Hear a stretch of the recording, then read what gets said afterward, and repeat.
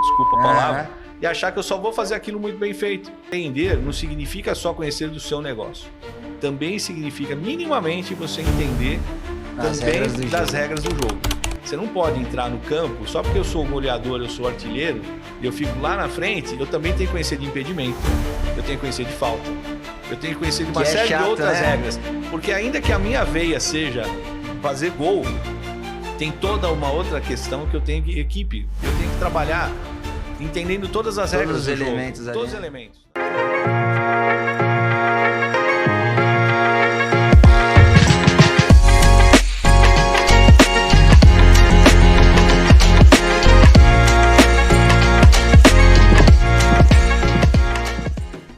Fala galera, Douglas Z por aqui, seja muito bem-vindo a mais um episódio do Papo Z Podcast. Antes de apresentar aqui o meu convidado, eu queria falar dos nossos parceiros aqui, graficadg.com.br. Lá você consegue encontrar aí os materiais impressos para divulgar o seu negócio, banner, panfleto, cartão de visita e muito mais. E o nosso parceiro na área pet, que é a redtigre.com.br, tá? Tudo que você precisar para o seu pet aí, enfim, esteira, mordedor, tudo para exercitar o seu cão. Lá você encontra na Red Tigre, o Gustavo vai indicar os melhores produtos para você, tá bom? Falando do meu convidado aqui de hoje, a gente já se conhece há muito tempo já. Bastante. E aí eu queria trazer ele para a gente bater um papo. Então é um assunto que interessa aos empreendedores que acompanham a gente aqui. Tenho certeza que você vai gostar bastante. E já deixa o seu like aí se você é novo por aqui. Toda semana saem novos episódios. Apresentando o meu convidado, Rogério Sol. Muito obrigado, Douglas. Eu que agradeço por ter topado esse convite aí. Eu estava um pouco bravo, não vou dizer que não, porque assim, já há muito tempo que eu queria ter participado, né? Mas eu imagino que você tenha deixado eu para frente ali, para a gente poder pegar um pouquinho, né, mais e esquentar um pouco mais o negócio. Se apresenta para a galera aí, eu queria que você começasse com uma pergunta que a gente sempre faz aqui. Sim. Que é assim, quem é o Rogério quando não está trabalhando? Legal. Tem vários Rogérios, viu? Não é só quem está e não está trabalhando. Bom, primeiro agradeço você, né? A Cris também, né? São meus clientes carinhosos aí que eu tenho, né? De longa data. Na verdade, assim, tem muita coisa que eu vou contar aqui que você não faz ideia, nem você, nem a Cris, acho que ninguém sabe muito bem, porque assim, ainda que eu pareça muito novo, né? Eu sei que eu tenho um pouco mais de experiência, né? E a minha primeira formação, na verdade, primeiro, meu sobrenome é Sol mesmo, tá? Então, quando falam Rogério Sol, é porque meu sobrenome é Sol. E o Rogério, eu queria começar, o Rogério, quando não está trabalhando. Quando não está trabalhando. Quem é o Rogério? O que ele gosta de fazer? O que o Rogério... Olha, cara, na verdade eu sou muito... eu sou muito workaholic, tá? Isso aí, assim, o Rogério não trabalhando é só final de semana, cara, porque... E olha lá, né, Rogério? Aquela coisa, cara, eu falar assim, não, eu vou sair do escritório para ir para casa ver uma televisão, cara, eu prefiro ver meu monitor que tem alguma coisa útil que eu tenho que fazer. Então, produzir, assim, né, Rogério? O que eu curto mesmo, assim, ainda que eu não esteja fazendo ultimamente, é atividade física, né? Eu sempre gostei de correr, né? Eu não gosto de esportes coletivos, essas coisas, nunca... Eu acho que não é porque eu não gosto, é porque eu não sei mesmo, tá? Então, assim, essa coisa de jogar bola, futebol, vôlei, nunca tive coordenação suficiente para isso. Mas eu sempre curti bike, curti corrida, então sempre coisas assim que eu gosto de fazer, sempre gostei. Há muito tempo que eu não estou conseguindo ter o tempo que eu gostaria de fazer isso, né? Mas gosto muito de viajar, né? E comer bem. É isso aí, então, viajar, cara. É o famoso copismo, talharismo, entendeu? Então, foi demais. Mas e atividade de corrida, isso eu gosto bastante. Isso é bom falar disso, porque a gente trata muito com empreendedores aqui, e, cara, se deixar a gente trabalha 24 horas, né? Então, conhecer um pouquinho... Eu sou assim. Conhecer um pouquinho dos convidados que passam aqui, a gente faz questão de começar com essa pergunta para realmente mostrar quem é a pessoa fora do trabalho, né? Porque quando a gente fala de trabalho, cara, aí a gente vai discorrer bastante assunto aqui, e assuntos que interessam muito aos empreendedores. A gente vai falar muito sobre reforma tributária, contabilidade, um pouco do que você conhece aí. E para começar, eu queria que você começasse falando um pouco da sua trajetória. Legal. Né? Você ia começar falando sobre a sua formação. Queria saber um pouco como você começou, porquê da KRS. Vamos tentar sintetizar, que eu sei que tem muita história aí, né? Bom, e até linkando, né? KRS é o escritório de contabilidade, né? Do qual eu sou sócio, né? E vocês sabem que é muito curioso uma coisa. As pessoas me veem há muitos anos como contador, né? Óbvio, é aquele pelo qual estou me apresentando aí há mais de 20 anos, né? Uhum. Porém, eu nunca gostei de contabilidade. Cara, eu estava no ginásio, para quem não sabe, né, aquele período que tinha na época, era dividido, né, os 9 anos eram divididos ali em pré, o primário e o ginásio. No ginásio, na minha escola, cara, que foi uma coisa que eu nunca vi em outra, eu tinha uma aula chamada Técnicas Comerciais, cujo professor era o senhor Reinaldo, que eu me lembro até hoje. Grande Reinaldo. E na 5ª série eu aprendi a fazer recibo, vale. Na 6ª série nós aprendemos a fazer nota fiscal. Na 7ª série fazer razonete, balanço. E na 8ª série eu cheguei a fazer fechamento contábil. Ainda que eu não gostasse, eu não gostava daquilo, mas tudo bem, tinha que estudar, tinha que ir bem. Era grade, né? E curiosamente, né, quando eu estava no primeiro colegial, né, então já não tínhamos mais essas aulas, houve uma situação em que eu tive, e foi um link que eu comentei com você que eu falaria quando eu estou, não sei se as pessoas sabem, nós estamos aqui no SampaCast, né? Parabéns para quem criou, lugar muito legal, bem organizado. O Rodrigo aqui está nos auxiliando aqui. Rodrigo, parabéns. Valeu. E quem não conhece, vem conhecer, cara. Olha, lugar muito legal. Estamos aqui bem no centro. Eu curto muito o centro de São Paulo, sempre gostei. Né? Andei muito por aqui. Muitas histórias, né? Muita história, cara. Eu estava comentando com você que eu fazia... Eu, com 14 anos eu tive bronquite, eu tinha que fazer piscina aquecida, São Paulo não tinha, hoje essas facilidades que você tem hoje. Aí eu tinha que sair lá da Vila Maria, o bairro onde eu nasci, né, vir para cá, porque lá na Nestor Pestana que tinha um clube que eu frequentava que tinha piscina aquecida. E eu fazia tudo isso aqui a pé, né? E me traz muita saudade. Quando eu olhei para tudo isso aqui, eu lembrei de uma situação, cara, que ocorreu quando eu estava no primeiro colegial, minha primeira experiência contábil. Meu pai tinha empresa na época, e um belo dia precisou encerrar a empresa dele, né? E quem ia encerrar? Aí veio para o meu colo, né? E eu saí percorrendo essas ruas aqui, porque todos os departamentos ainda são aqui no centro, né? E na época era mais, tudo presencial, era tudo né? Aqui, tudo presencial, tudo papel, carimbo, carbono, meu. E eu passei aqui quase um mês rolando isso daqui tudo. E o que me ajudou muito foi porque no ginásio eu tinha tido aquelas aulas, né? Então, assim, sou muito grato àquilo tudo, ainda que eu não gostasse, tá? E aí minha vocação sempre foi sistemas, né? Minha primeira formação foi na área de sistemas. Tudo que eu fazia demonstrava que a minha profissão era de exatas, né? Ainda que, curiosamente, no vestibular, eu gabaritei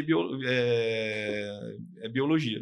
Né? Então, assim, não fui tão bem em exatas e gabaritei biologia. Mas, enfim, entrei na área de sistemas. Quando eu chego lá, contabilidade. Tinha aula de contabilidade. Eu falei, não acredito, cara, eu não gosto disso. Tá bom, fiz, de boa, tranquilo. Comecei a trabalhar na área. Trabalhei na área... hoje não se fala muito esse termo, mas a gente falava muito trabalhar com mainframes. Mainframes são os grandes computadores, né? Que na época era muito IBM, né? A marca mais conhecida ainda hoje, mas eu trabalhava com uma outra linha que era a linha Unisys, né? Então eu me formei trabalhando com os mainframes e fazendo a transição mainframe e micro, né? Então eu peguei toda a fase em que entraram os microcomputadores. Mainframes, né? É aquelas computadores de tela preta mesmo? Não. O tela preta, na verdade, que seria a tela de caractere, ele já era ambiente microinformática, vai. Na verdade, o mainframe é aquele que tem ainda hoje, então, vamos dizer, aqui nós estamos perto de onde roda a Prodesp de São Paulo, que ela está aqui na Brigadeiro Tobias, não sei se ainda é ou não, pelo menos era. Né? E o mainframe deles fica lá em Taboão da Serra. Mas, na verdade, você tem todos os terminais que você usa. São terminais burros, né, que a gente chama, ou chamava.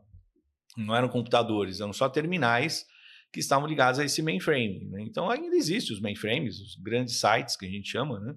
Rodando outras linguagens que não são essas as linguagens que você costuma conhecer no dia a dia da informática. Inclusive, eu comecei trabalhando com COBOL. COBOL é uma língua que ainda se usa, uma linguagem que ainda se usa. Então, fui coboleiro, né, que a gente chamava de coboleiro na época. E aí peguei toda a fase de entrada dos sistemas de microinformática, desde DBase, né, que foi um dos primeiros sistemas ali, que era de banco de dados, já para voltar para a comercial. Então, ali é engraçado que linka uma coisa com a outra, né? Porque como eu era um desenvolvedor, ok, mas eu era o analista que ia na ponta conversar com o usuário, entender a dor dele E ali eu tinha que me envolver com a área de faturamento, eu tinha que me envolver com a controladoria, com o caixa, enfim, com vários departamentos para que eu pudesse desenvolver o sistema. E, naturalmente, assim, ainda que eu aplicasse o meu conhecimento para resolver a questão dele, eu tinha que entender o problema dele, eu tinha que entender a área dele. Então, com o passar do tempo, eu fui aprendendo de contabilidade, mesmo não querendo. Porque eu tinha que entender tudo, eu tinha que saber, né, para fazer o sistema de nota fiscal, eu tinha que ter nota fiscal. Para fazer o sistema da contabilidade, eu tinha que ter contabilidade, a controladoria. Então, na verdade, quando eu me dei por conta, eu já sabia muito mais que contabilidade, né? Que muito contador, porque eu conhecia todas as áreas e sabia, inclusive, desenvolver. Então, quer dizer que você começou desenvolvendo, e aí, desenvolvendo para a área contábil, você acabou aprendendo a contabilidade um pouco mais no mercado, até se aperfeiçoar. E vários outros, porque eu fiz vários sistemas em várias áreas. Eu trabalhei na área por mais de 13 anos, né, com sistemas grandes, né? E, curiosamente, né, eu, na época, por conta de uma indústria grande, havia uma necessidade de comunicação das áreas, né?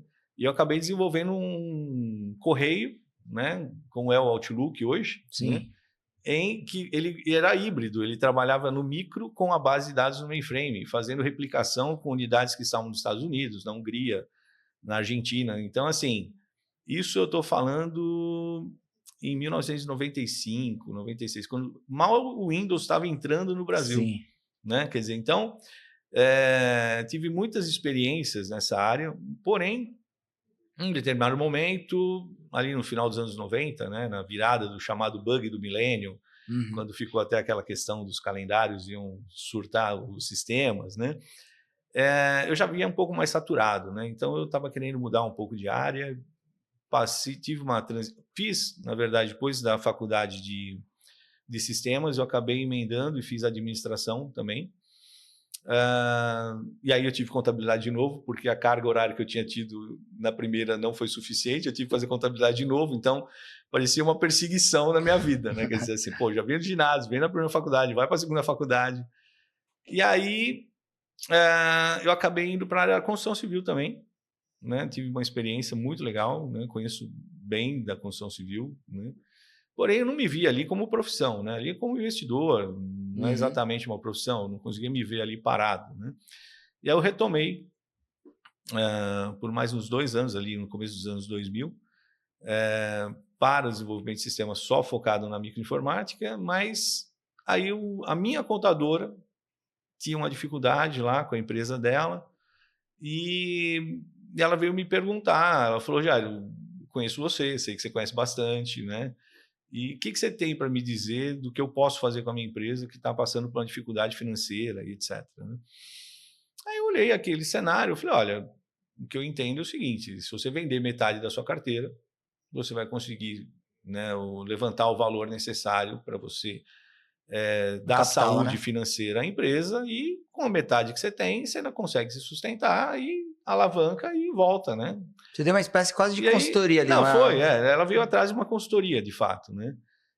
Aí ela foi embora, 2 dias depois ela voltou e falou, então, você não quer comprar metade? Aí eu falei assim, não, pera, né? Eu só estava te fazendo a consultoria, não estava querendo comprar. Aí eu parei, pensei e falei, bom, faz sentido, né? Porque eu já tinha algumas empresas abertas, eu falei, eu pagava muito de contabilidade, eu falei, bom, meu custo vai baixar, eu vou trazer pessoas para trabalhar, então, faz sentido. E aí, em 2004, né, eu entrei em sociedade com ela, né, e com metade da carteira. Passados 2 anos depois, eu acabei comprando a parte dela, né. Na ocasião, eu ainda não era contador, né, eu só tinha administração, e aí eu precisava tirar o meu CRC. Então, pedi um tempo em que ela pudesse ainda se manter responsável pela parte contábil. E aí eu fui buscar minha formação. Né? Então, aí que eu fui fazer a 3ª faculdade. Né? Foi aí que você encontrou com a Cris, né? Conheceu a Cris na faculdade e a gente se conectou. Exatamente. Que a Cris trabalhou por lá também por um tempo, né? Foi em 2009, se eu não me engano, 2010, alguma coisa do gênero. Né? Aí eu conheci a Cris lá na sala de aula, né? E era muito engraçado, porque eu sempre muito workaholic, sempre chegava atrasado, né? Eu sei como é que é. O cara que já está trabalhando, ele... Não dava. Ele está em outra frequência, né? Não está só se dedicando aos estudos. E eu já né? conhecia, né? Então, para mim era mais fácil, óbvio. Não estava lá para necessariamente aprender. Eu Era basicamente uma revisão, vai, Rogério? Eu precisava tirar o diploma e tinha que cumprir aquilo. E eu, sempre muito responsável, sempre procurei fazer o que tinha que ser feito. Então, fui lá, frequentei, fiz tudo o que tinha que fazer, o TCC, etc. Né? Mas foi uma fase muito bacana. Eu gostei muito. Então foi assim que surgiu a KRS? Foi, e tem aquela curiosidade do nome. Eu até te perguntar que você ia falar do nome, eu já até imaginei. Por que KRS, Rogério? Por que KRS? Você sabe que no momento em que estávamos ali pensando da situação dela, na verdade teve um capítulo anterior, porque quando eu dei essa consultoria a ela, eu imaginei que a contabilidade dela já não fosse virar, né? E aí eu pensei em abrir a minha com uma pessoa que tinha saído daquele mesmo escritório, né?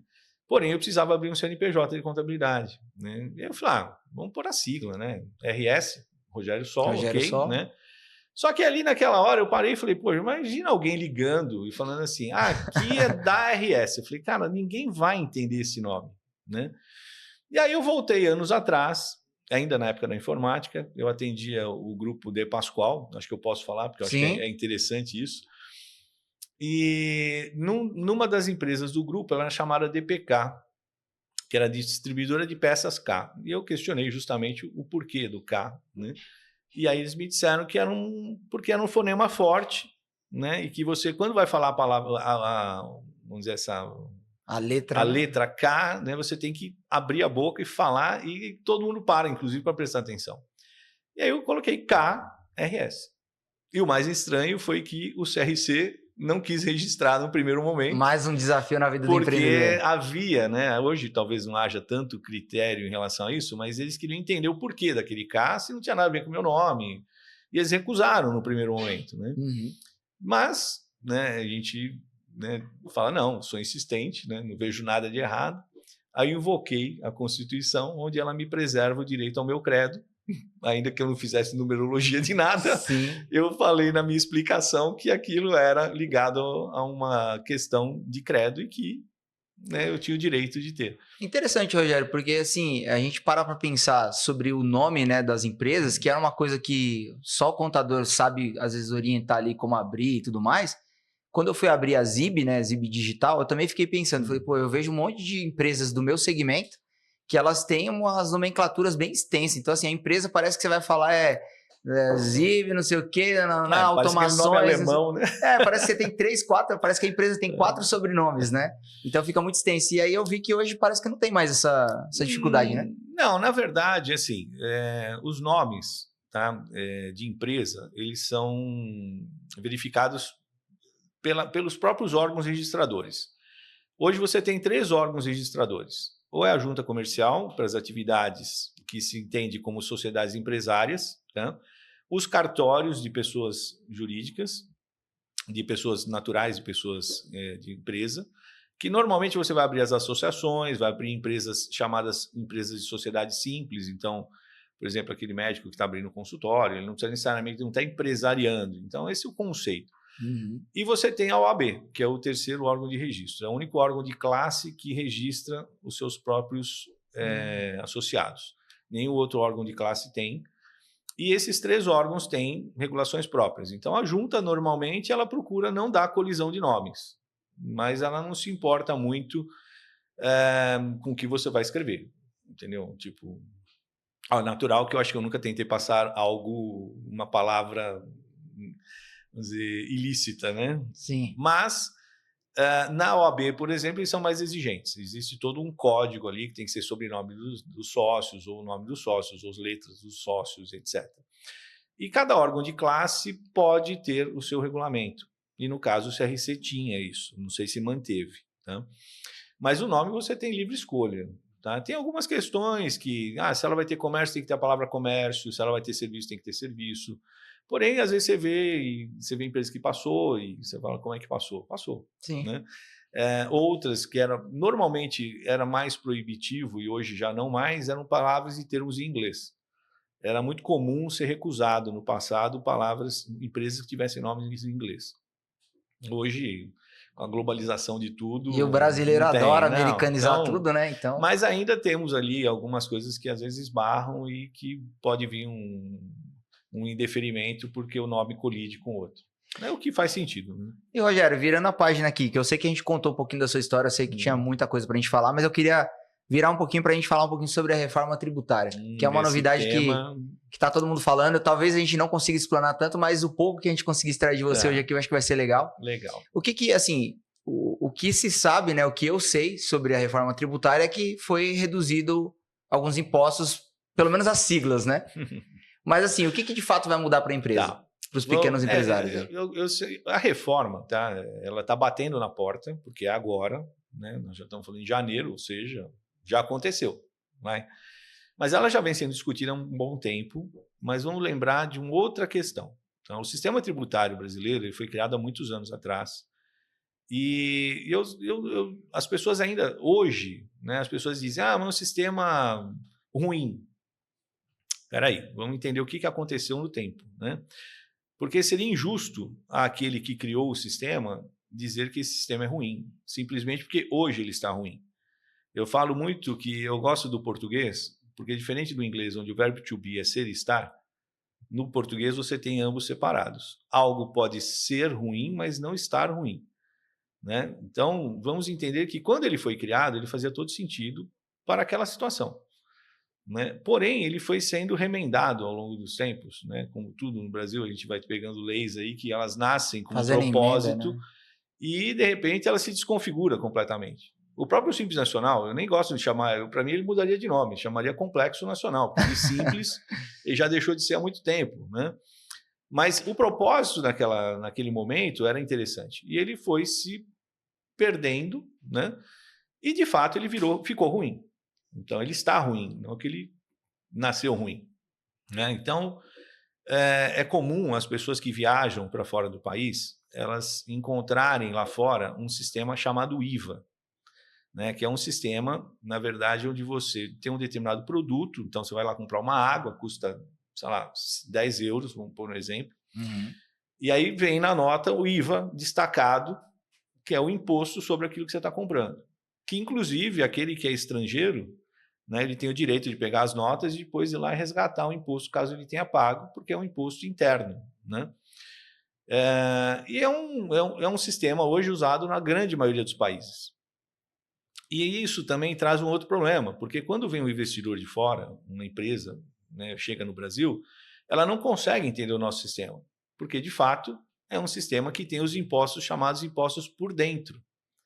Diferente da água que eu fui lá, peguei na prateleira por 10, e na hora de passar no caixa, viu lá, o IVA é 10%, e você vai pagar 11%, está claro quanto é o produto, quanto é o imposto, e você paga os 11%. Ele vai ficar, o lojista fica com os 10 e o 1 vai para o governo, ponto. No Brasil, não, você vai pegar a água de 10, você paga 10. Dentro daqueles 10 tem o imposto. Então, é por isso que nós chamamos que o nosso sistema atual ele tem um cálculo de imposto por dentro. Só que ele não é único. Você tem vários impostos por dentro. E aí vem o efeito ruim, porque um está calculado em cima do outro. Porque ele não está por fora da mercadoria. E a gente pode dizer, Rogério, que isso vai equalizar o que está sendo feito no mundo? Tipo assim, então, a partir de agora, o mundo vai entender a forma como a gente tributa? Não. O que nós estamos fazendo é uma migração gradual que se inicia. Quer dizer, iniciou-se em 26, já com a padronização. Bom, primeiro ela iniciou em 23, 24 com as legislações. Né? Os passos vieram criando os pilares, criando a legislação. Em 26 é um ambiente de teste. Estamos já vivenciando a reforma num momento de teste e a adequação dos nossos sistemas, das nossas notas fiscais e padronização de documentos. A partir de 27, começa uma transição dos impostos em si, que finaliza no final de 32. Daqui de 27 a 32 é um estado de transição. E aí, em 33, se tudo correr bem, estaremos com o IVA completo implantado. E a partir de 33, o Brasil será, assim como os outros países, um sistema que usa um imposto por fora chamado IVA. Porém, não dá para você virar essa chave de uma vez. Não tem como. Isso eu até concordo. Às vezes você fala assim, pô, mas vamos viver essa transição? Sim, tem que viver uma transição. Então, nós deixaremos de ter certos impostos, eles mudarão de nomes, e, inclusive, para chegar ao ponto de chamar IVA, né? Nós vamos passar primeiro por um processo onde o IVA foi dividido em 2. Por isso que nós chamamos ele de IVA dual, né? Então, alguns vão ouvir essa palavra. Ele foi quebrado em 2 impostos, CBS e IBS. A CBS é que entra agora em janeiro. E ela substitui o PIS e o COFINS. E até pela saladinha de letras, né? Sempre muito complicado de Já sabia lembrar. que a gente ia entrar nessa, né, Rogério? Vamos lá, CBS, né? É contribuição sobre bens e serviços. Lembra do C? Você lembra de COFINS. Quem anda com o COFINS junto é o PIS. Então, na forma mais fácil de lembrar, CBS trocou o COFINS, logo o PIS que vinha junto com ele, que os dois andam casadinhos. O que troca a partir de 29? O ISS e o ICMS serão trocados pelo IBS. E aí é legal, porque o I lembra ICMS. O IPI também vai ser trocado também nesse percurso, tá? E um novo imposto também vai ser criado, que é o IS, que é Imposto Seletivo. Mas depois eu faço um comentário sobre ele. Para não complicar, né? Para não complicar. Na verdade, quem é da contabilidade já vem vivenciando isso. Para o público em geral, é muito mais difícil. E por mais que a gente venha dizendo isso já há um tempo atrás, eu já venho fazendo algumas palestras, já venho fazendo alguns trabalhos de divulgação da reforma, mas é natural que é um pouco no imaginário, né? Quer dizer, falar sobre imposto por dentro, por fora, cara, parece muito maluco, porque de fato, para quem é o empresário que está nos ouvindo aqui e fala, tá, e aí, o que vai rolar na prática? Tá bonita as siglas, o que muda para mim, né? Eu acho que o ponto central é o seguinte, vamos pensar lá em 33, tá? Vamos esquecer a transição. Hoje, quando eu pago aqueles R$10 por aquela água, lá dentro tem um imposto. Só que tem um problema, cara. Se eu sou do Simples Nacional, o imposto é um. Se eu sou do lucro presumido, meu imposto é outro, é diferente.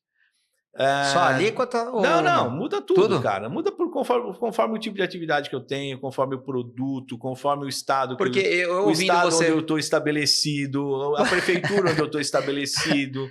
Porque hoje, cara, nós temos que viver com toda a legislação de PIS, que tem exceções entre produtos e formas. Eu tenho legislação de COFINS, eu tenho legislação de contribuição social, de imposto de renda, esses vão manter.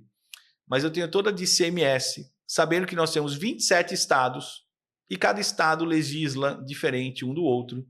Eu tenho toda a parte de IPI, ou seja, é muita legislação e são muitos senões. Então, quando você pergunta para um contador, que para você parecia uma pergunta simples, quanto é o imposto? Eu falo, depende. E depende de muita coisa. O que a reforma traz é uma simplificação. Então, em vez de ter várias letras, vários impostos, vai ser os dois. Não apenas isso. Não é só a sopa de letras que muda. Mas, primeiro, hoje nós temos uma briga muito grande entre os municípios. Se eu estou estabelecido em São Paulo e emito uma nota, depende do serviço, esse valor de imposto é daqui ou é de lá. Pela reforma, isso acaba. É sempre no destino. Acabou. Não há mais discussão. Isso é bom? Ótimo, porque para essa briga entre prefeituras. Pelo menos para nós, e nós ficamos no meio do caminho. Porque quando você emite uma nota e não está muito certo para onde vai, é capaz que você pague 2 vezes. Porque a prefeitura que você está vai querer te cobrar e a outra onde você foi vai querer te cobrar. É claro quem deve pagar aonde? Para certas categorias sim, para outras nem tanto. Com a reforma, isso acaba. O ICMS, ele depende de uma série de coisas. Eu estou no Simples Nacional, só vou pagar a alíquota do Simples. Não. Se você comprou fora do estado, você vai pagar de FAO. Se eu mandei para fora, eu tenho GNRE. Se eu tenho um produto X, que ele é um legume, eu pago um imposto de uma forma. Se ele for triturado, é outra. Mas se ele for temperado, é outro. Cara, é uma loucura. É muita coisa. A legislação, isso em cada estado. Né? Então, literalmente, muitos usam esse termo, e eu gosto de usá-lo também, que é o manicômio tributário. Isso é uma bagunça. A reforma, ela diz o seguinte, cara, acabou. Sobre seja lá o que você vender, você vai ter um imposto, ponto, acabou. E não importa onde você está. Se você tem estrutura para poder se estabelecer no Mato Grosso porque lá é mais vantajoso, você acaba tendo uma vantagem de outro que não pode. Agora acabou. Não importa onde você está estabelecido. Virou uníssono. Todo o país vai funcionar em cima da mesma alíquota. Sem privilégios. Ou, pelo menos até agora, não. Rogério, você acredita que com essa simplificação, porque eu tô, assim, eu não estudei reforma tributária para a gente trocar uma ideia, porque eu quero ter a percepção da pessoa que está assistindo aqui, que na minha cabeça eu sinto assim, a simplificação de 2 impostos, aparentemente parece que o empresário vai começar a entender, porque a maioria dos brasileiros não sabe nem questão de imposto, nada. Não sabe. Eles deixam isso aí com o contador, meu contador que vê lá o que é. Se eu estou vendendo a água e o imposto era por dentro, agora eu vou saber quanto que eu estou pagando de imposto? Vamos lá, então. Acho que uma das grandes vantagens da reforma é o imposto não ser mais por dentro e ser por fora. Então, você vai conseguir ver isso. Então, a gente vai conseguir cobrar mais. Você vai conseguir saber quanto você está pagando de imposto sobre determinado produto. Sendo. Mas, então, vamos lá, não são todos os impostos que vão entrar na reforma. Tem outros impostos que ainda permanecem, tá? Mas vai ficar muito mais transparente, de fato. Então, tem vários fatores positivos. Eu vejo a transparência, né, como melhor, né? Ainda que nas notas saia aquele lei da transparência lá, que lá não funciona. Esquece. Só fachada, né? Aquilo não mostra a carga de fato que existe, tá? Então, assim, ele vai tornar mais transparente. Existe um conceito que vai entrar que, na verdade, o imposto vai ser administrado de uma maneira diferente hoje, porque vai ter um comitê gestor que vai fazer o acompanhamento de cada documento fiscal, né, e saber exatamente quanto deveria ter sido pago ou não, fazendo com que, inclusive, a inadimplência diminua. Tá? Então, provavelmente nós vamos assistir a uma questão que é delicada, né? Porque assim, às vezes você é concorrente de alguém, esse outro concorrente baixa muito o preço porque ele não paga imposto. Ou ele sonega, ou ele paga diferente e tal. A ideia é que com um sistema dessa maneira, equalize as condições. Eu vou pagar, você também vai pagar. Então, se a gente vai brigar por preço, é por alguma outra questão, né? Vamos dizer assim. Então, isso deve trazer também uma equidade ali, né, nas relações. A facilitação, a facilidade de você entender e compreender para onde está sendo pago, até porque não será pago diretamente às prefeituras e aos estados. O imposto vai ser recolhido de forma federal e ele vai fazer as distribuições. Tem algumas questões que alguns estão colocando na internet como sendo ruim, mas é aquela coisa, né? Às vezes é ruim para um lado, não é ruim para o outro. O que estão dizendo que é ruim? Por exemplo, o que deve entrar, não ainda em 27, tá? Deve entrar em 28, tá? Ainda, a programação ainda está sendo analisada, mas o split payment, como o próprio nome diz em inglês, né? Split é quebrar ali o pagamento, payment, pagamento.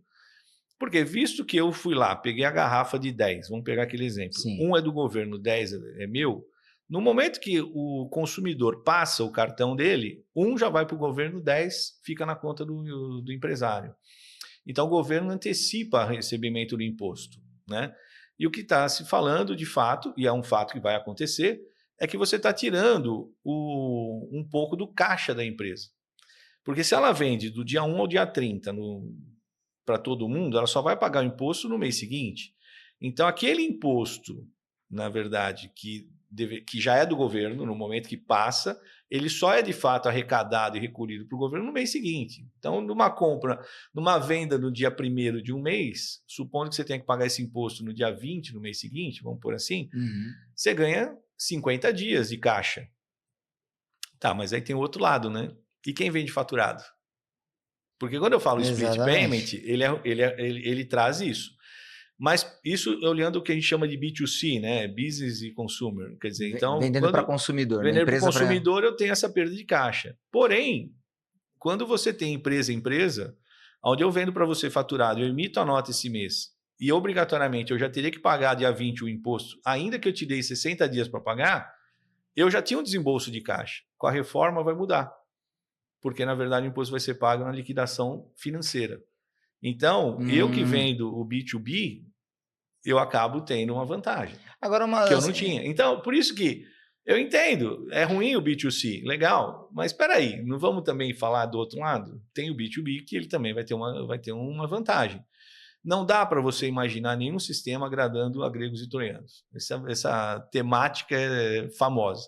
Se todo mundo quiser o seu próprio benefício, o sistema não anda. Então, de fato, nós vamos ter problemas aí em relação a agradar a um, não agradar a outros. Da reforma mesmo, o que eu não curti, e aí eu faço até uma brincadeira, que eu falo assim, Copa do Mundo tá difícil de ganhar, né? Realmente, cada Copa que passa, eu não sei se esse Hexa vai chegar, né? Fórmula 1, né, que a gente sempre teve grandes campeões, etc., também tá meio difícil, né? A coisa ficou meio complicada, né? Mas uma coisa que a gente vai ser melhor no mundo e vai ganhar, acho que ano atrás ano, vai ser o IVA maior do mundo. Então, eu ouvi falar disso Esse é o também. problema, entendeu? A reforma, enquanto estrutural, eu vejo ela com bons olhos. Né? Vai ter toda essa mecânica de transição, é complicado, vai mudar a mente de todo mundo, como é que vai funcionar. Mas primeiro que eu acredito muito no brasileiro, né? Porque o brasileiro é muito resiliente, é muito inteligente, ele vai saber se adaptar e se acomodar a isso tudo. Eu acho que é uma questão assim, o Brasil já foi posto à prova aí em várias questões, não acho que vai ser o maior problema do mundo. O problema é a alíquota. Porque, diferentemente de outros países, você vai assistir países com IVA menor, na ordem de 7%, 10%, 11%, 12%. Você vai pegar ali países da Europa com 21%, 22%, 23%. O nosso, na verdade, assim, ele nasceu há 2 anos atrás, onde se pensava em 26,5%, que já seria alto.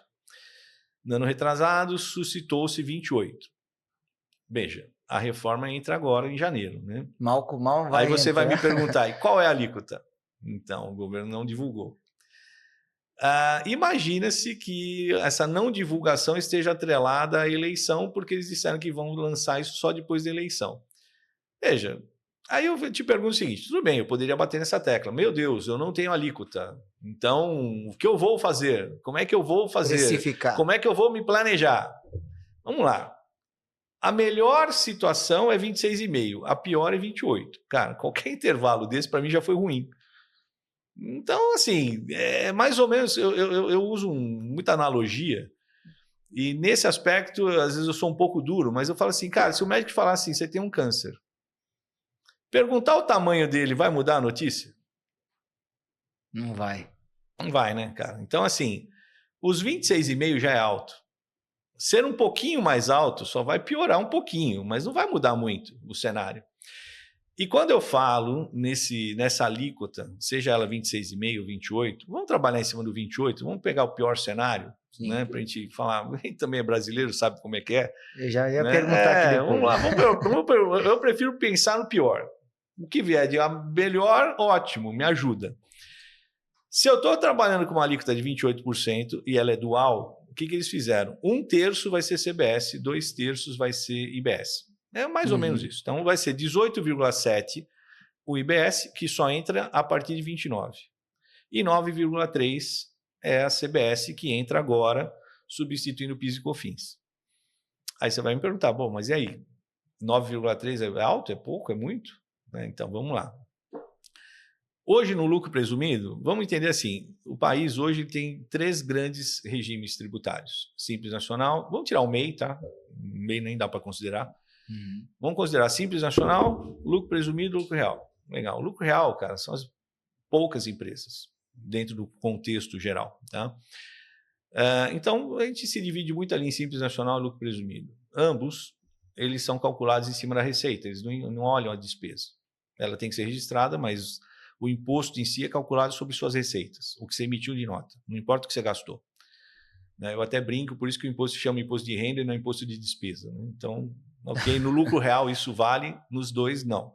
Então, para quem está nos ouvindo, com certeza ele está no lucro presumido ou no Simples Nacional.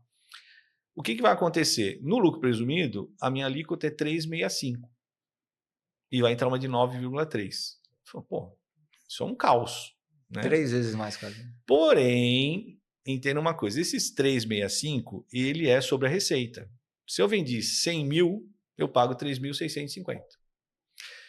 No sistema novo, ele traz o que nós chamamos de um conceito de creditamento. Então, eu vou pagar 9,3 sobre o que eu vendo, mas eu vou tomar crédito de quem eu compro. Que é um regime já conhecido por muitos aí. Quem está no Simples Nacional não, mas quem está no lucro presumido já tem isso no ICMS, né? Que ele trabalha com esse conceito de débito e crédito. Eu sei, eu tenho um débito quando eu vendo, mas eu tomo crédito. Para a indústria, cara, a reforma vai ser de boa. Vai ter indústria até que talvez ganhe. Porque o balizamento foi dado pela indústria. A indústria não podia ser prejudicada. De fato, eu concordo, porque a indústria, de certa forma, realmente é o que, né, deveria movimentar mais o país, né? Então, as indústrias, elas pouco serão prejudicadas. Você poderá ter cases ali, de acordo com o markup dele, de acordo com o que ele trabalha, mas, no geral, a indústria não vai sair tão arranhada. O comércio, também não. Ele possivelmente, ele empata, perde um pouco, depende do markup dele, perde mais se ele tiver um markup mais alto. Quando eu falo markup, é a margem que você põe de lucro em cima. E eu tô pensando que o comércio sempre tem uma margem menor, né? Normalmente não, é que você pode trabalhar com produtos de luxo, né? Então o markup é maior. Então, e o mercadinho? E o mercadinho de bairro que tá ali na margem? Mas eu nem tô falando do simples ainda, tá? Tô lá no lucro presumido, sim, verdade. tá? Então, a indústria, ok, sim ou não, comércio, mais ou menos, depende de quanto ele é regularizado, porque também vem aquela questão, né? Não adianta o cara vir para mim e falar assim, não, eu vou ser prejudicado. Falei, porque eu não compro nada com nota. Falei, amigão, desculpa, então não dá nem para competir a conversa, né? Então, se você não pratica o que é certo, não dá para a gente conversar, que você está querendo fazer o errado virar certo. E a gente pode falar que é uma realidade muito, muito grande do país, assim, de ter isso como... Olha, eu não teria dados estatísticos para te dizer o quanto existe de irregularidade ou não no mercado. Eu diria que com a nota eletrônica, desde 2010, mudou-se muito esse perfil. Ainda temos, né? E com a reforma vai diminuir. Tá? Até porque, como eu tenho que tomar crédito, então cada vez mais eu vou querer nota. Vai querer mais crédito. Então a cadeia começa a forçar que as pessoas acabem funcionando. Tá? Então, eu estou falando sempre aqui de exemplos do que funciona do normal, tá? É o que tem que ser. Agora, quem mais vai ser prejudicado é o serviço. Porque aí o serviço ele tem um problema, ele quase não compra nada, né? Principalmente áreas como, por exemplo, contabilidade, advocacia, Sim. médico. Você trabalha com venda de conhecimento, know-how, né? O que você vai adquirir? Você tem pouca despesa, né? Então, essas áreas, as áreas de serviço, elas são mais afetadas. Elas vão pagar a conta. Então, já neste momento, em que entre os 9,3, de fato, haverá necessidade de você sentar, precificar melhor e conversar com os seus compradores e tomadores. Esse é o momento. Então, o que ocorre? Como você tem hoje o valor do imposto por dentro, é natural que, se eu vendo essa água a 10, considerando que eu tenho imposto lá dentro, com a reforma, eu não posso vender a 10.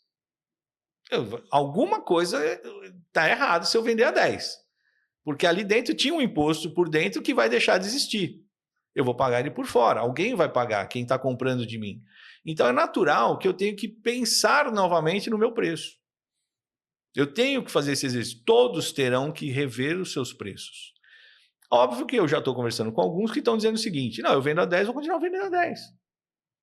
Tudo bem, o que vai acontecer? Um outro talvez vai pensar, não, vou reprecificar. O que acaba acontecendo? A concorrência vai fazer as coisas se acomodarem. Aquele que talvez consiga ainda vender a 10, ok, se tem alguém pagando, perfeito. Sim. Regra de mercado, livre mercado. Se ele ficar com o preço dele fora do mercado, ele vai ter que se adequar. Na verdade, essa adequação vai acontecer a partir de janeiro. Porque se ninguém precificar e continuar igual e o consumidor continuar cobrando, ok, alguém ganhou, né? Mas deverá existir aí uma acomodação, concorrência, enfim. O livre comércio é o que faz as balanças se equilibrarem. E é isso que deverá ser a lei que vai fazer com que isso tudo seja regido de uma maneira que as coisas se acomodem. Óbvio que quando eu falo de serviço, complica porque vai ficar caro para todos. Né? Então, muda algumas questões daquele que tem um pouco mais de crédito, que toma um pouco mais de crédito, mas, por exemplo, folha de pagamento não gera crédito. Então, uma área como contabilidade que só emprega muito, o que ele vai tomar de crédito? Tem pouca coisa. Né? Então, enfim, é um problema. E você sabe que essa coisa do imposto por dentro, eu dou um exemplo muito claro de uma situação, por exemplo, digamos que você pega a sua conta de luz, hipotético, tá? Vamos dizer que só tivesse esse imposto, tá? Só para fazer a conta matemática do negócio. Você vai lá e paga R$100 na sua conta. Certo. E vem destacado assim, 25% de ICMS. R$25. Legal. Mas peraí. Se do 100 que eu estou pagando, 25 é imposto, então meu consumo não foi 100. Meu consumo foi 75. Certo. E os 25 sobre 75 é 33. Não é 25. Olha a pegadinha que você sempre caiu na vida. Porque o imposto por dentro traz esse problema. Quando ele está dentro do próprio valor que está sendo pago, ele faz parte da base. Quando ele visto de fora, ele muda. É que isso é muito difícil das pessoas calcularem. Não é? Matemática nunca foi a matéria melhor que todo mundo foi na escola. Que o brasileiro é favorito, não, né? Não é. Ninguém. E percentual muito menos. Né? Então, assim, é o famoso quando você vai ver uma liquidação, né? 50% do dobro continua o mesmo preço, entendeu? Quer dizer, as famosas Black Friday, né? Quando vem, você fala assim, sair de um número de baixo para cima, o percentual é maior. Eu saí de 50 para 100, eu estou falando de 100%. Quando eu falo de 100 para baixar para 50, é 50. Até porque eu também não gosto muito de falar em percentual, simplesmente, sem olhar o número absoluto. Porque eu vejo muitas vezes matérias na televisão que elas ignoram isso, ou de uma maneira maliciosa, e seria mais ou menos como eu passar aqui na rua, ajudar uma pessoa na rua, voltar e ter um discurso lindo e maravilhoso dizendo o seguinte: olha, eu na minha maior benevolência, passando pela rua, eu dobrei a riqueza de uma pessoa que eu vi na minha frente. Ele tinha R$1 e eu dei mais um. É 100%, né? Não é verdade? Você resolveu o quê? Nada. Né? Então, assim, trabalhar números e trabalhar percentuais, né, ele pode até trazer ali uma dialética muito bonita de discurso. Né? Então, a gente tem que tomar muito cuidado com isso. Até que ponto os percentuais nos ajudam ou nos atrapalham. Se eu tenho uma operação que eu estou falando ali de um valor de faturamento relativamente baixo, né, às vezes não adianta trabalhar muito com percentual. Né? Falar, não, vai aumentar. Hoje eu pago 6%. Legal, vou pagar 7%. Nossa, não, eu vou pagar, vamos dizer, 8%. Então, puta, eu estou pagando 30% a mais. 2 em relação a 33%. Sim, legal. Sim. Tá, mas peraí, o que é 2 na minha operação se eu estou faturando R$15 mil, cara? Estou falando R$300. Cara, não compensa o discurso. É o famoso, às vezes, faz a conta primeiro para entender se o número absoluto faz sentido pela situação. Então, cada caso é um caso. E a reforma, ela traz uma outra questão. Não adianta vocês ficarem ouvindo vídeo na internet, porque tem as trombetas do apocalipse, né, que todo mundo que fala o lado negativo. Quer falar muito o lado negativo, etc. E como se todo mundo estivesse dentro daquele mesmo barco. Então, veja, a reforma ela trouxe algumas questões e algumas exceções. O mundo geral vai ter a alíquota cheia. Bom, a área da saúde ela tem uma redução de 60% da alíquota. Restaurantes terão 40% de redução. Atividades reguladas terão 30% de redução. Ajuda? Ajuda, não resolve. Ok, os demais, desculpa, esses não tem o que fazer. Tá? Vão ter que sentar, conversar, reprecificar, rever contratos. Inclusive, a própria legislação até está dizendo que mesmo contratos firmados com entes públicos, que têm contratos de duração longa, terá um dispositivo legal para poder reavaliar os preços, reavaliar os contratos. Porque seria muito injusto você ficar preso a um contrato e sofrer com a entrada da reforma num preço que você fechou e agora você tem um embarcado de imposto a mais. Tá? Então, nós temos que entender que a partir de janeiro, quem será afetado? Vamos direto no ponto. Né? Vai entrar em janeiro, vai deixar de existir PIS e COFINS. Eu sou do Simples, eu não pago PIS e COFINS. Não, você paga. O Simples, ainda que ele não seja simples, ele contempla dentro dele o PIS e o COFINS. Está lá dentro. Ele...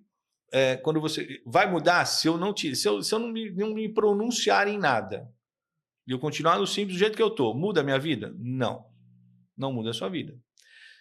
A única questão é que quem compra de você poderá questionar porque gostaria de tomar crédito das suas vendas. Tá? E aí existe a possibilidade de você que está no Simples tirar aquela então CBS que vai estar lá dentro e colocá-la do lado de fora. A isto está se dando o nome de Simples híbrido. É onde eu mantenho o Simples com vários outros que não mexeu, que é imposto de renda, contribuição, previdência, ICMS e ISS. Está lá dentro, vai ficar lá. O PIS e COFINS mudou de nome e eu vou fazer o híbrido. E eu tiro ele fora para poder gerar crédito para quem comprar de mim. Aí eu fico mais caro. Eu vou pagar mais. Porque o PIS e COFINS que está dentro da minha alíquota, ele é menor do que vai ficar aqui fora.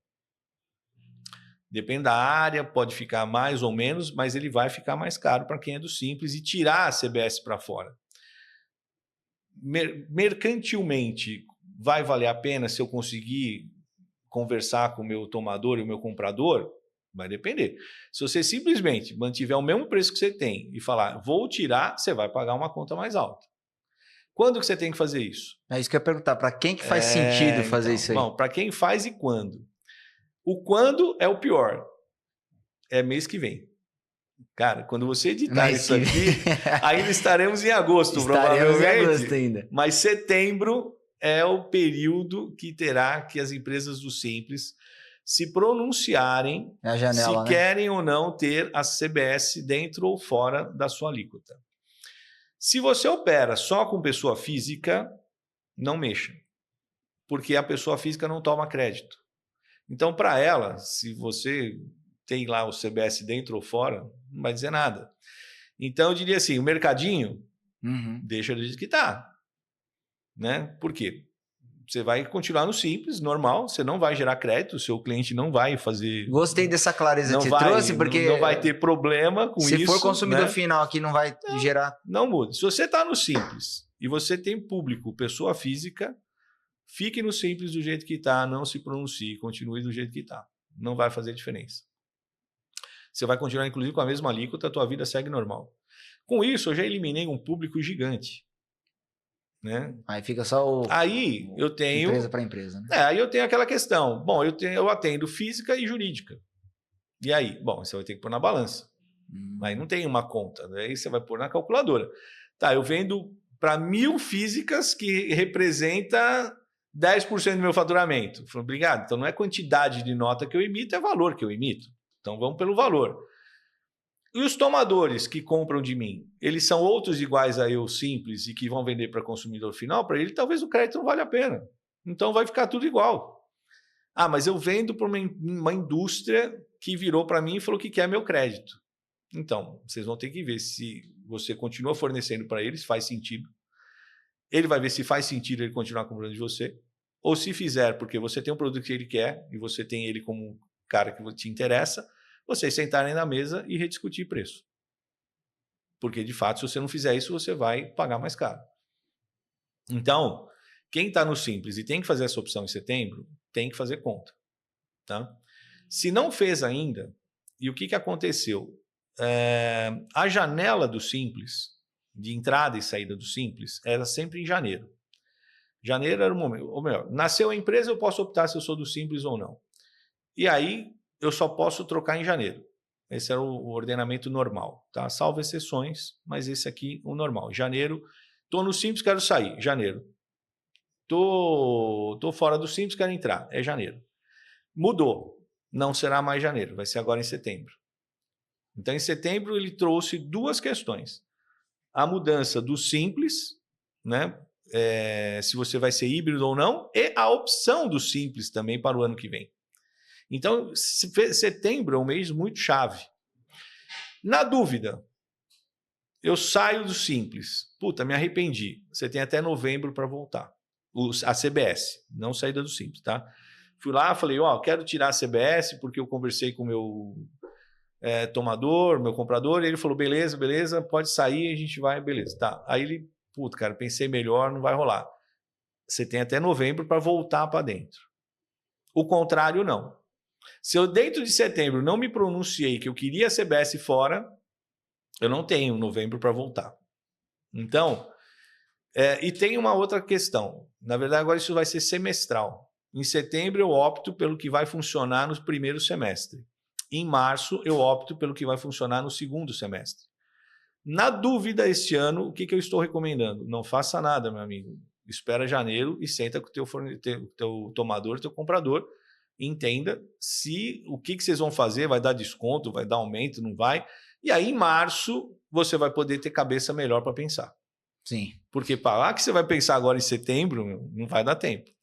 E, Rogério, eu tô olhando aqui pro tempo, cara, a gente tá indo pros finalmente. Eu notei também, mas, assim, eu achei que eu tava começando ainda. O que eu ia falar para você? É um assunto que é muito, vamos dizer assim, complexo. Complexo. Muito complexo para o empreendedor. Mas eu acho que se você que está assistindo aqui e está achando um pouco complexo isso, depois eu vou deixar aqui as redes sociais, né? Vou pedir para o Rogério deixar aqui como que você consegue um contador, cara, para você conversar sobre esse assunto. Porque eu acho que empreender já é difícil no Brasil. E você não entender dessas coisas pode fazer sua margem de lucro ainda, né, ir pro beleléu, que nem a galera diz aí. Então eu vou deixar depois os contatos aqui do Rogério. E se você tá até aqui, pô, deixa o seu like, deixa a sua pergunta aí, o Rogério vai ler depois, de repente ele até comenta ali, responde, tá bom? E, Rogério, eu sempre peço aqui no finalzinho, para você falar para sua câmera aqui, deixar um conselho para quem tá querendo começar a empreender. Olha, você sabe que assim, eu sempre fui empreendedor, né? Então, assim, eu acho que empreender é uma coisa que, primeiro, ela não pode nascer simplesmente por impulso. E normalmente a gente é muito movido por impulso. O impulso, ele é importante, mas planejar, conhecer do negócio, conhecer o mercado, ter um profissional de contabilidade que te apoie, e não é balela, não é porque eu sou contador. Sim. Procure alguém, que não seja eu, não tem problema, mas procure. Entenda de impostos. Não faça o imposto ser aquele assunto que você não quer conhecer. Você tem que conhecer, faz parte. Infelizmente, na vida a gente não faz tudo que gosta. Então, empreender não significa só conhecer do seu negócio. Também significa minimamente você entender das regras do jogo. Você não pode entrar no campo, só porque eu sou goleador, eu sou artilheiro, e eu fico lá na frente, eu também tenho que conhecer de impedimento. Eu tenho que conhecer de falta.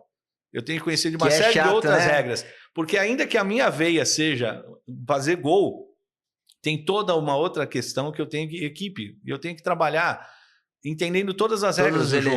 Todos os elementos. Não adianta eu querer ser o porra louca, desculpa a palavra, e achar que eu só vou fazer aquilo muito bem feito. Você vai fazer bem feito e você não vai acontecer nada. Eu só tenho eu faço uma comparação do empresário com quem está entrando no mar. O MEI, para mim, é aquele cara que fala assim, poxa, eu estou cansado de ficar pisando em areia quente. Areia quente, para mim, é o seletista. Ele está lá empregado, reclamando, pulando na areia, sol em cima. E ele olha um cara lá no fundo do mar, lá, tranquilo, gostosão. Ele fala, pô, eu quero chegar lá. A primeira passo que ele dá é chegar na lâmina de água. Quem é esse cara? É o MEI. Risco zero. Você não tem problema de nada. Não está fundo, mas está mais fresquinho. Você já começou a sentir uma aguinha no pé, já não precisa pular. Aí você fala, opa, peraí, tem uns caras mais para frente. Você avança. Quem é esse cara? Simples Nacional. Aí começa a vir umas marolinhas baixinhas, batendo na canela, no joelho, tá tudo legal, vai avançando um pouquinho e tal. De repente você chega naquele momento e você fala, cara, preciso dar mais uns passos para frente. Quem é esse passo, cara? Às vezes você aumentar o teu simples ou até ir para um lucro presumido. É aquela hora que a água bate nas partes baixas ali, você dá aquele salto, dá um arrepio na espinha, a barriga já fica tal e você avança. E aí o lucro presumido, cara, é aquele momento em que o cara tá ali tentando se ajustar a preço, ajustar a valor, ajustar funcionário, e ele já não sente mais a areia, porque ele já tá boiando, e ele sente que cada duas braçadas que ele dá para frente, vem uma onda e joga 3 para trás. E vencer essa arrebentação, cara, é o momento onde tem que ter planejamento. É o momento que você tem que saber que a onda vai vir, vai te bater, você não pode fazer esforço naquela hora, e você tem que aproveitar o momento para ir para frente. Você cruzar essa barreira e ter o mar de brigadeiro, que a gente chama. E é ali que você vai poder curtir. Então, empresário é isso. Desde o momento que você está pulando na areia ali, que a areia está quente, cara, até você chegar lá na frente, você vai ter que ter um percurso grande. E se você não quiser parar no meio e ficar acomodado onde você está.